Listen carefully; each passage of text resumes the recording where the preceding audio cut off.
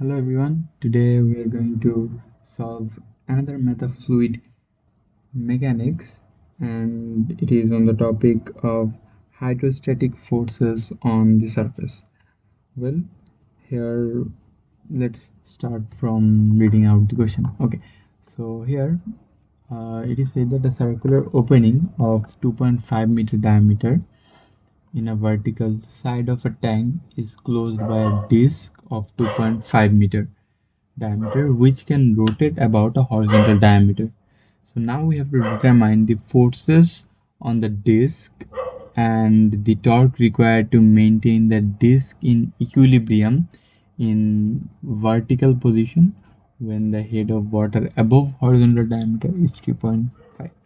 Okay, so now let's just see the diagram, and this is actually the question diagram, and this is our free surface, and this is actually the disk that we are actually having over here, and as mentioned over here. Okay, so as mentioned over here, this is our disk and the diameter is about 2.5 meter. So here one thing we have to be sure about is that the diameter on the horizontal face or the horizontal side is 2.5. Okay, and it is to be like that when the pressure of water is going to exert on this disk, the disk will have the tendency to rotate. So from that we have to determine that the torque required to actually stop the disk from moving out or from changing the position. Okay, so from here if we take the center of gravity point, so this is our center of gravity for the disk as it is circular, and this is the point or center of pressure point for the circular disc. Okay, so now moving onward, so to moving onward, let's start deriving the parts. Okay, so let's first determine the force on the disk. So to determine the force on the disk, we know the equation is actually P equals to rho g ax bar. So it will be P equals to rho g a x bar. Okay, so rho g a x bar. Now here for water we know that the rho is 1000 multiplied by the g will be 9.81 into the area. The area will be pi by 4 into d squared. So d will be our 2.5 as is mentioned. So 25 squared multiplied by x bar. So x bar, actually this one is the x bar. Okay, so x bar is said to be 3.5, so it will be 3.5. So before going forward, I want to tell you something, that over here we have used the 1000 amount. Okay, so if we actually use this 1000 in the equation, we will get our answer in the Newton unit. Okay, so in the Newton unit, but if we divide the Newton with 1000, we'll get kilonewton, right?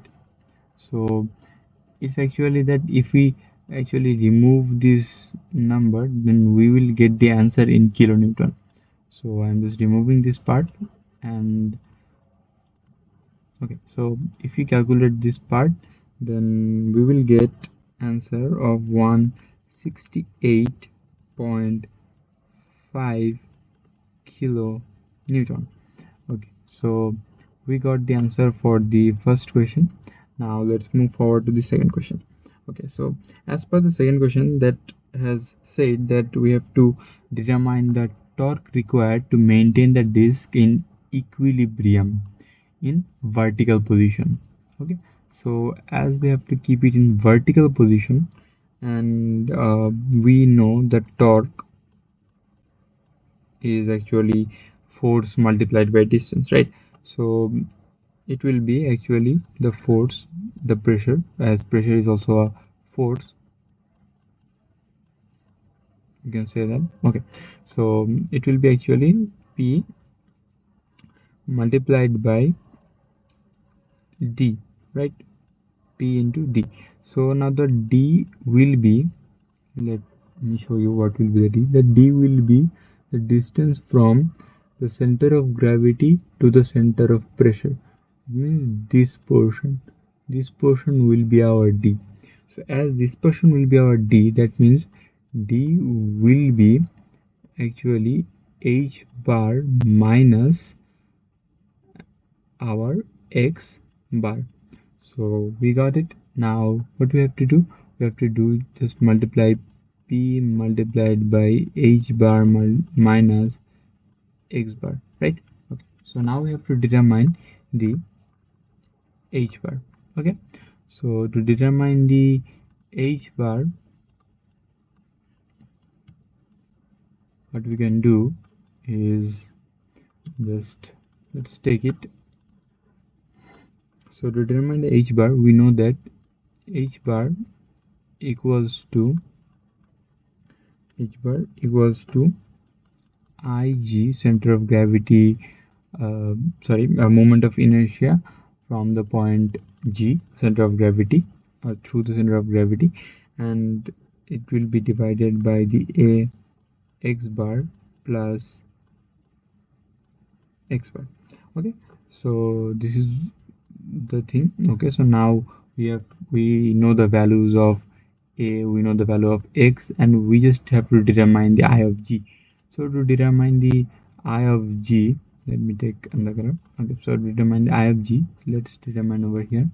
So I of G for a circular plate will be pi by 64 d to the power 4.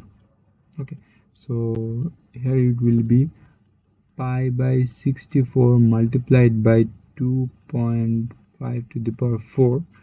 Okay, so upon putting this value into this, and the area, as we know from here, the area, and the X bar, we know that's 3.5. So after putting all this, we actually get the value 3.61 meters. Well, well done. Now we have to just move forward and just put this value into here, and okay, so put this value into here, and we will get the torque. So let's derive the torque. So the torque will be finally 168.5 multiplied by 3.61, right?